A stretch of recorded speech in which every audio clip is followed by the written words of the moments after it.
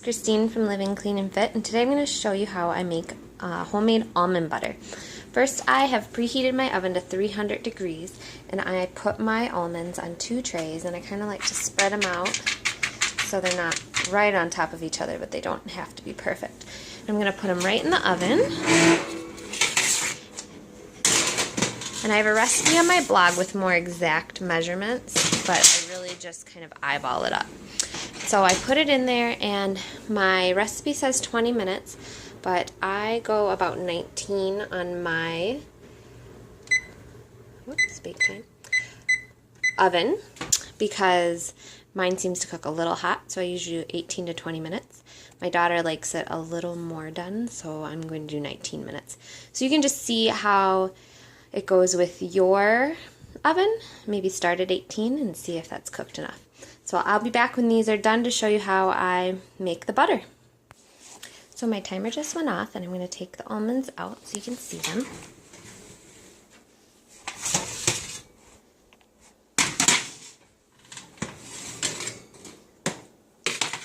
And there's not like a huge difference between how they looked before and after. They're a little darker and they're crispier when you bite into them. If they're crispy, you know that they're done. I'm going to use my spatula and put them into my food processor, and I'll be right back to show you that. So now I have all my almonds in my Cuisinart food processor. It's a 14-cup food processor, which I love because it's bigger and I can do more almonds at a time than I used to be able to on my smaller food processor. I also love this processor because I haven't broken a bowl processing almonds, and other ones I have before it just wasn't tough enough.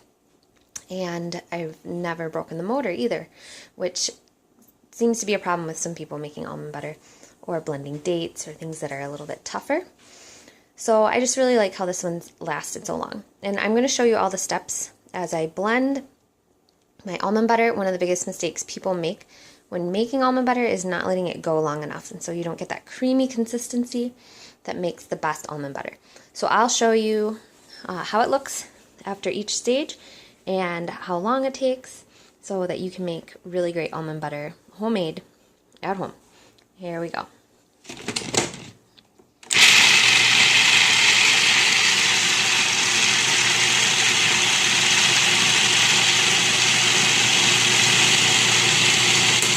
So as you can see, it was really loud to start off, but it quiets down quite a bit. I like that this processor, while it's loud, it's way quieter than any processor I've had in the past. My kids used to plug their ears and didn't like being in the kitchen when I was making almond butter, and now they're usually by my side. Right now it's their independent quiet study time. That's why they're not here right now. So you see you have this kind of powdery, not even quite an almond meal or almond flour yet, and that's when I usually like to add my salt. I add anywhere from a half teaspoon to a full teaspoon of salt, depending on how much I'm making at the time. Today I'm going to throw in a full teaspoon.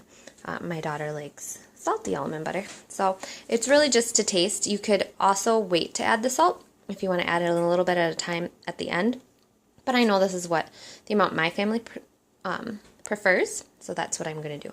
Then I'm going to turn it on again, and then I'm going to cut out and not have you watch the whole process so it doesn't take forever, and I'll tell you how much time it took.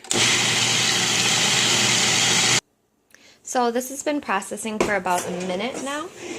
As you can see, it's starting to come up on the sides a little bit. You don't have to scrape it down. It really depends on your processor, but you can scrape down the edges if you'd like. At this point. So it's a powder right now after about a minute. So it's going to be processing for about 10 more minutes, and then I'll come back to you. So my almond butter has been processing for 10 minutes now, and it's starting to look kind of creamy, but this is where a lot of people give up too soon. They think either, oh no, I can't make almond butter like they do in the stores. It's thick and grainy, and it's been 10 minutes, it's never going to happen. And they give up, or they just add their oil now to smooth it out, and they're done. Well, to make the best almond butter, you have to be kind of patient, and we're going to let this go for a bit longer. So this is the stage where you don't give up. It's been about 10 minutes after that first minute, so 11 minutes total. We're going to process it even more.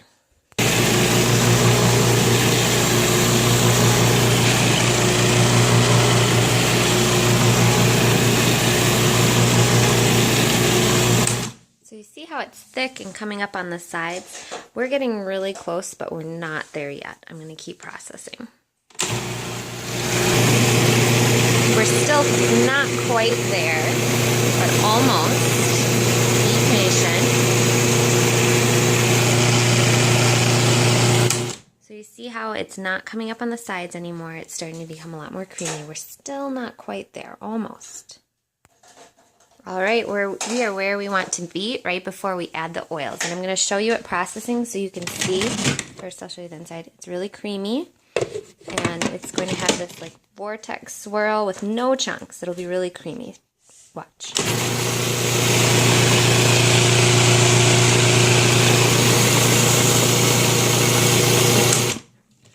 Okay, so you open it up.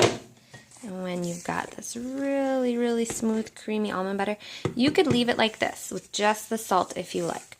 But I think what makes the best almond butter is a smidge of coconut oil. And I believe my recipe calls for a tablespoon. I kind of eyeball it up. That's probably about a tablespoon. I add that in. See, it's already melting, but we want to process it in completely.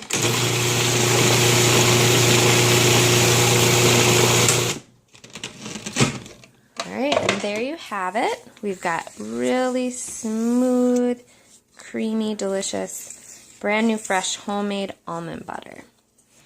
And I'm going to pour mine into, I like these Pyrex dishes. Sometimes people like to add a little cinnamon or some vanilla extract. We leave ours with just plain to start out, and then I can add things in when there are other recipes that I want to do or different kinds of spreads.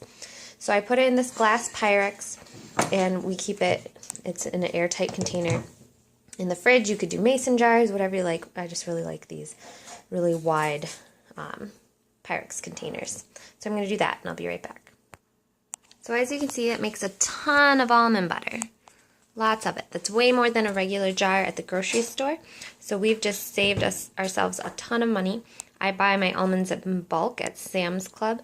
They have both organic and conventional, and we buy whatever we can afford that week. I prefer the organic, but it just depends on our budget. So you know what's going into your almond butter when you make it at home. We use sea salt, preferably organic almonds, and virgin gold coconut oil from Tropical Traditions. That's my favorite, but you can use any virgin coconut oil. It's really great. All right, thank you for watching.